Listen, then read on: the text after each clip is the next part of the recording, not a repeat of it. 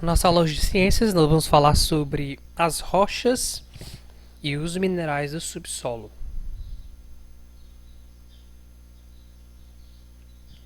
Essa agenda. As rochas e os minerais do subsolo. A camada que se encontra abaixo do solo se chama subsolo. Aqui na figura vocês podem perceber que existem várias camadas que dividem o solo.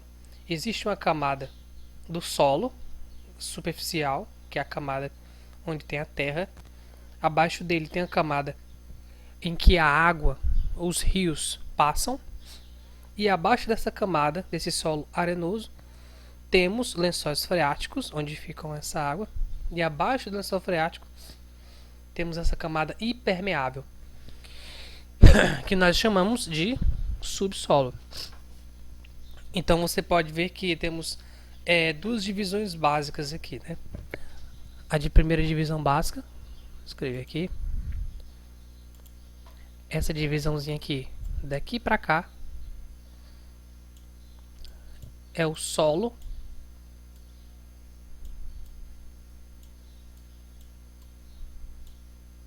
permeável. Vou botar só permeável. Dá para você entender o que é solo permeável. E essa camada daqui para cá também é um solo, mas ele é impermeável.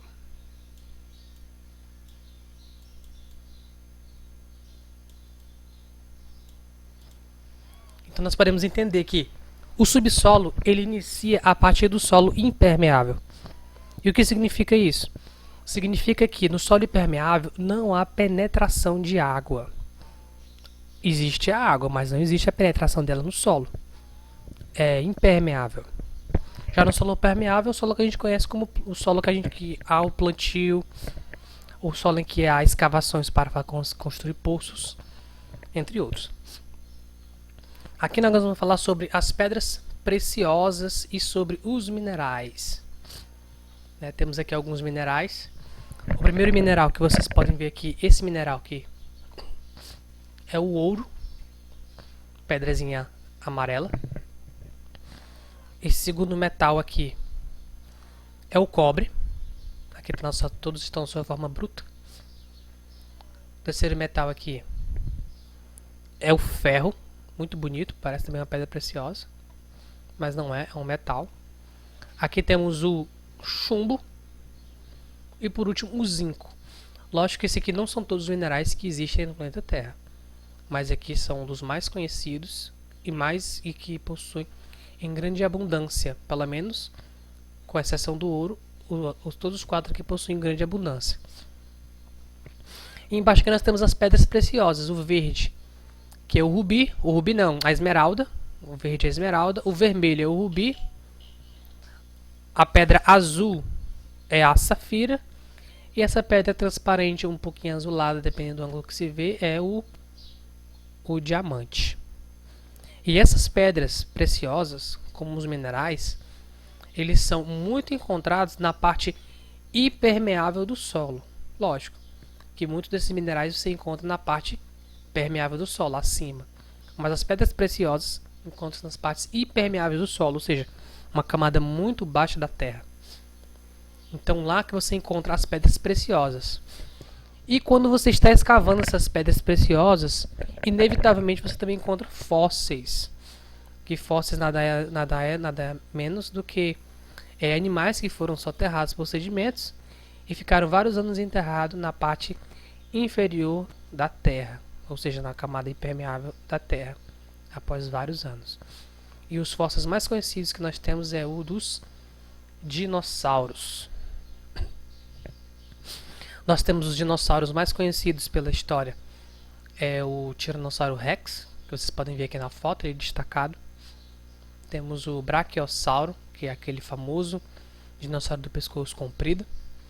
Temos o Anquilossauro, o Torossauro e o dinossauro brasileiro, descoberto há pouco tempo, que é o Oxalaia quilombensis.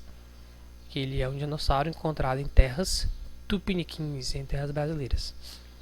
Esses dinossauros, eles foram comprovados a sua existência através de fósseis, porque todas as partes foram encontradas, montadas, e a partir da montagem dela você percebe a figura de um animal imenso, dependendo do animal, mas cada um deles era sempre animais grandes, de grande porte, e depois feita uma reconstrução da pessoa, feita uma reconstrução facial, né? Do dinossauro foi feita uma reconstrução do seu corpo para identificar como era o formato aproximadamente de sua aparência. Mas eles passaram pelo processo de fossilização, né? Esse processo de fossilização ele acontece em algumas etapas. A primeira etapa, decomposição. O animal ele morre e ele é exposto na terra. E ao estar exposto na terra, ele passa por um processo de sedimentação. A terra começa a cobri-lo pouco a pouco. Depois da sedimentação, há camadas de sedimentos cobrindo ele.